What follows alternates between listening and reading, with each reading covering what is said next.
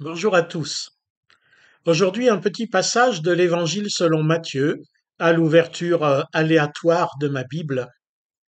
Ne vous inquiétez pas pour votre vie de ce que vous mangerez, ni pour votre corps de quoi vous serez vêtu. La vie n'est-elle pas plus que la nourriture, et le corps plus que le vêtement? En pleine agitation autour des retraites, tant dans la rue et sur les rails qu'au gouvernement ou au Parlement, il est sans doute bon que des chrétiens réentendent une telle exhortation de la part de Jésus. Pour les gens qui n'ont pas notre foi, qui ne vivent pas de la présence du Christ, ces soucis sont bien normaux. Jésus le reconnaît. Cela, ce sont les païens qui le recherchent.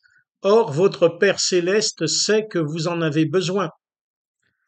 En quoi donc sommes-nous concernés et en quoi ne le sommes-nous pas, nous chrétiens?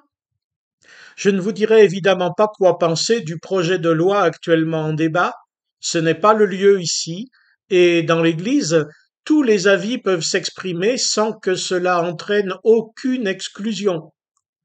Mais revenons-en au texte biblique.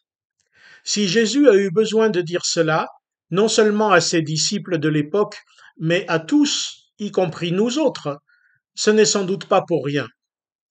C'est que précisément, nous nous inquiétons pour tout, ou au moins pour les choses importantes. Nous avons peur de manquer. Nous avons peur aussi que d'autres, plus fragiles que nous, soient eux aussi atteints.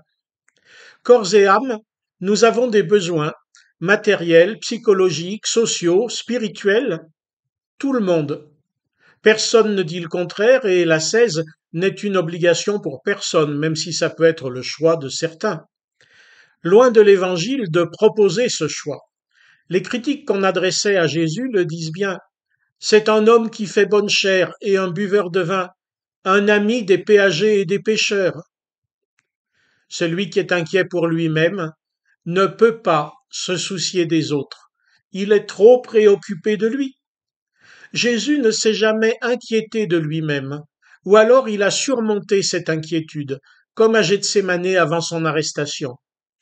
Celui qui est tranquille quant à lui-même, tranquillisé par l'amour de Dieu, parce qu'il sait que Dieu prend soin de lui, même s'il ne le voit pas, une telle personne peut alors se soucier d'autrui, non pas avec sa tête, ce qui ne sert à rien, mais dans la réalité de la relation et de la vie sociale. Nous sommes corps et âme à Jésus-Christ. Être inquiet n'a plus de sens. Mais tout comme nous avons besoin de lui, d'autres peuvent avoir besoin de nous, et nous sommes comptables devant Dieu de ce que nous faisons ou pas pour eux.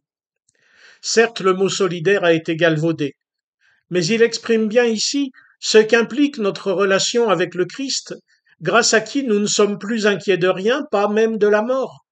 C'est qu'alors, la solidarité nous devient possible avec ceux qui manquent, qui s'inquiètent, qui ont peur, qui ont mal.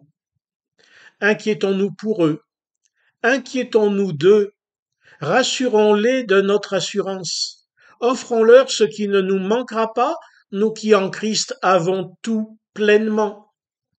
Que nos mots et nos gestes deviennent signes de l'amour de Dieu pour eux. Bonne semaine à chacun, en Jésus-Christ.